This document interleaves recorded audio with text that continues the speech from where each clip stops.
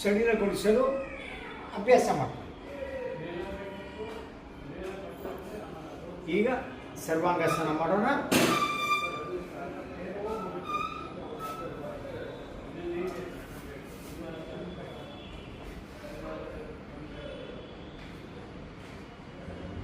ಆದಷ್ಟು ಕಾಲು ನೇರವಾಗಿರಲಿ.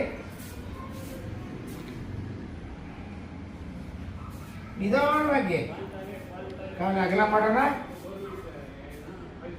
ಒಂದು 10 ಕೌಂಟ್ಸ್ ಮಾಡಿ. ಹಾಗೆ ರೊಟೇಟ್ ಮಾಡಿ ಕ್ಲಾಕ್ ವೈಸ್.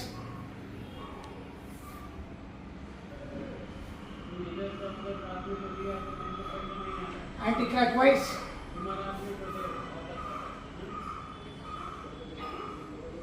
ಈಗ ಅರ್ಧ ಪದ್ಮಾಸನ ಹಾಕೋಣ. ಈ ಬಲಗಾಲ ನೇರವಾಗಿರಲಿ. ಈಗ ಬಲಗಾಲನ್ನು ಅರ್ಧ ಪದ್ಮಾಸನ ಹಾಕೋಣ. ಎಡಗಾಲ ನೇರವಾಗಿದೆ. ಈಗ ಸಂಪೂರ್ಣವಾಗಿ ಪದ್ಮಾಸನ ಹಾಕೋಣ.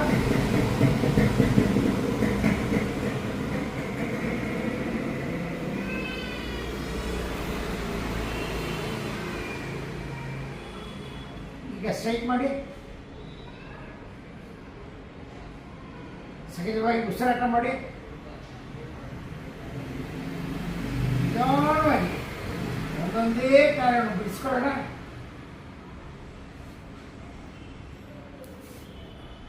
ನಿಧಾನವಾಗಿ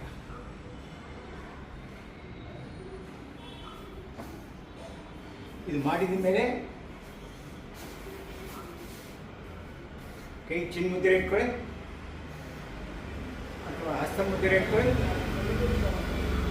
ಸಹಜವಾಗಿ ಉಸಿರಾಟ ಮಾಡಿ.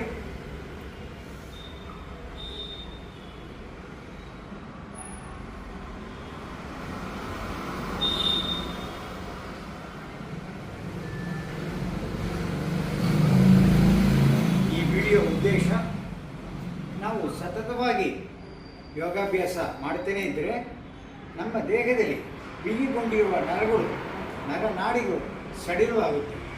75% ನಾಡಿಗಳಲ್ಲಿ ರಕ್ತ ಸಂಚಾರ ಆಗುತ್ತೆ.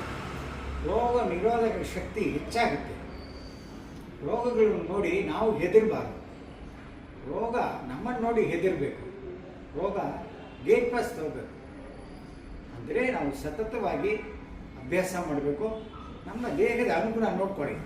ನಿಮ್ಮ ಏಜ್, ಶಸ್ತ್ರಚಿಕಿತ್ಸೆ ಆಗಿರ್ಬೋದು. Because all the asanas must not and cannot be performed by all the persons. At the same time, pranayama anybody can do, irrespective of age. Even ಶಸ್ತ್ರಚಿಕಿತ್ಸೆ ಆಗಿದ್ದರೂ ಅವರು ಪ್ರಾಣಾಯಾಮ ಮಾಡ್ಬೋದು, ಉಸಿರಾಟದ ಕ್ರಿಯೆ. ಅದನ್ನು ನೆಕ್ಸ್ಟ್ ವಿಡಿಯೋದಲ್ಲಿ ಹೇಳ್ಕೊಡ್ತೀನಿ.